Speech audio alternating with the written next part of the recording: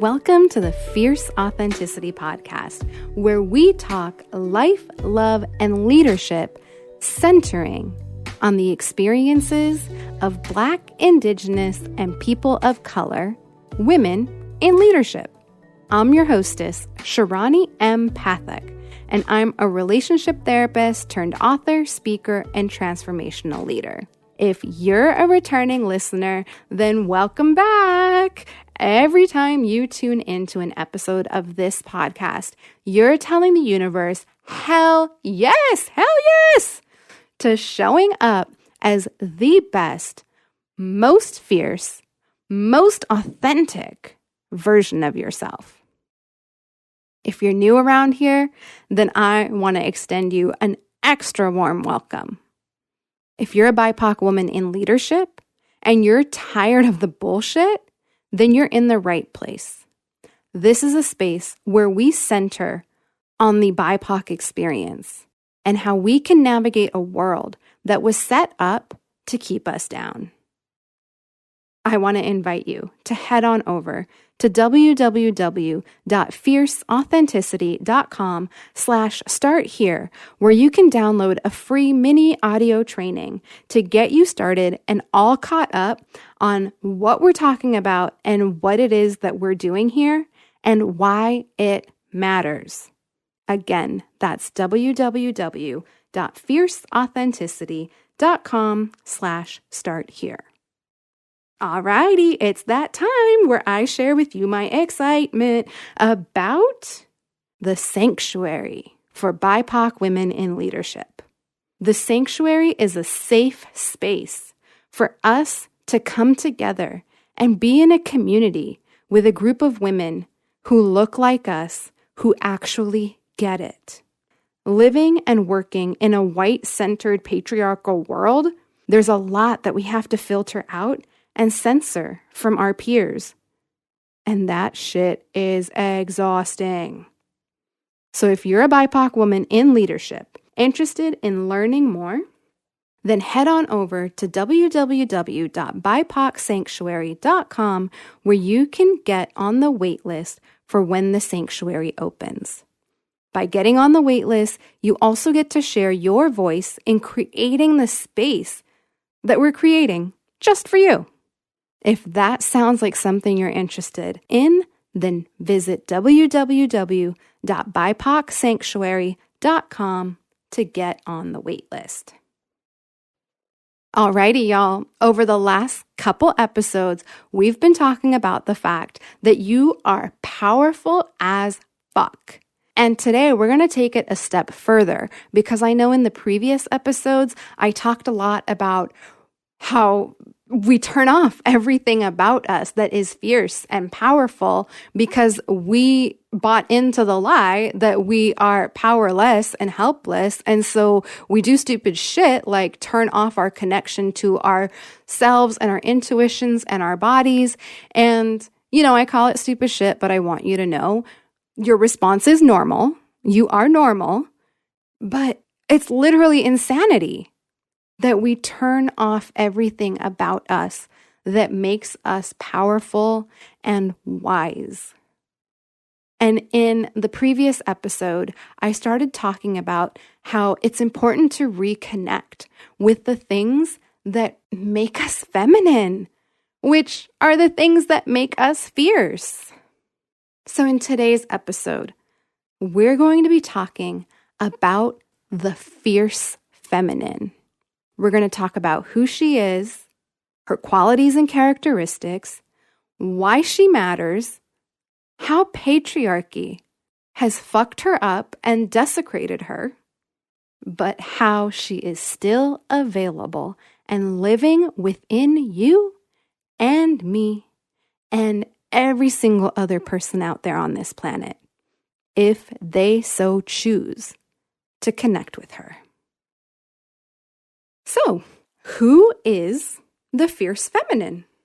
Sometimes she's also known as the divine feminine or simply as feminine energies. And I'm not talking about boy, girl, male, female here. I am talking about an archetypal energy that lives within all of us, whether we're male, female, or non-binary. This energy is present. It's the energy of the earth. It's the energy of that gentleness, that sweetness, that tenderness. Her qualities are that she's soft, gentle, receptive, powerful, intuitive, knowing, flowing. And it's in all of those qualities that come together and make her fierce as fuck. Why she matters is because she holds wisdom. She knows truth. Remember how in the last episode I invited you to connect with your body, to listen for truth? Yeah, I had you practicing connecting with the fierce feminine right there. Because she holds wisdom. She knows truth. She knows what's a yes and what's a no. In some traditions, like Krishna and I spoke about with the Bodhisattva Kuan Yin, she's associated with compassion. And in other traditions, like Hinduism, she's associated with prosperity and health and wisdom. And she's also the powerful destroyer of everything that is illusion and false. When she takes on that fierce destroyer energy, she's known as Kali. Except the thing is, in our current modern day patriarchal society, the goddess Kali has gotten a bad rap. She's been desecrated and bastardized, as have many other fiercely powerful goddesses. And actually, most female figures, if we're honest. The mix-up comes because the feminine is often associated with the gentle, loving, all-encompassing, unconditionally loving mother. You know, like the Virgin Mary or La Virgen de Guadalupe. And yet, what's often left out is that she's not gentle, loving, all-encompassing, and unconditionally loving at her own expense. And that's where we've gotten it all twisted as it relates to the feminine. Because of the ways the patriarchy has bastardized the beauty of the divine feminine and the fierce feminine and all of those feminine qualities, we've got it all twisted. And those feminine qualities and just the whole femininity thing in general has become equated with weak, boundaryless, and vulnerable to attack. And the truth is, when the feminine is standing in her rightful power, she is actually a force to be reckoned with. She is fierce. As Krishna and I spoke about in Season 2, Episode 2, it's in her gentleness that her power and her fierceness resides. Which means the fierce feminine sets boundaries. She sets limits. And she does them out of love. She doesn't take shit from anyone. She sees through the lies and the deceit. And she does it gracefully, with dignity and respect. She never lowers herself. And she also doesn't elevate herself. She keeps herself equal to, not better than, not less than. And she allows herself to be seen, to be experienced, to be loved. Unfortunately, as a result of the desecration and bastardization of her, we've come to see the feminine as weak, powerless, helpless, boundaryless, codependent, or as an angry, raging bitch. There's a phrase from the recovery community that I like, and it's dragon or doormat. She's either an explosive, fire-breathing dragon, or she's getting walked all over like a doormat. The reality is, neither of these versions of her are the true expression of her. These are the wounded, beaten down, abused expressions of her. This is what patriarchy, supremacy, and contempt have done to her. And this is why it matters to you as a BIPOC woman in leadership, as Black, Indigenous, and people of color, women in leadership. When you can flip this narrative about the feminine and upright her, because she's like upside down in this abused, bastardized place, we have to flip her upright, bring her back into her rightful position, into her rightful place. And when you can do that, you can see that there is power in everything that makes you a woman.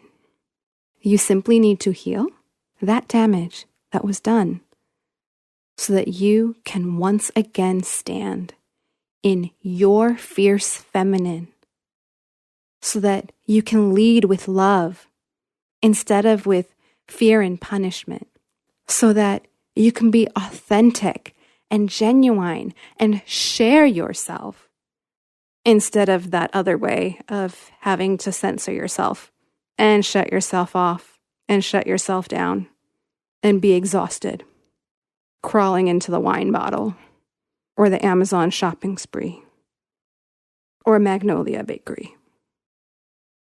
Wouldn't it be nicer to live in the fierce feminine, the divine feminine, standing in your full and true power as a woman? Doesn't that feel so much nicer? This is one of the topics that we'll be exploring in the Sanctuary for BIPOC Women in Leadership. If this sounds good, then head on over to www.bipocsanctuary.com to get on the wait list.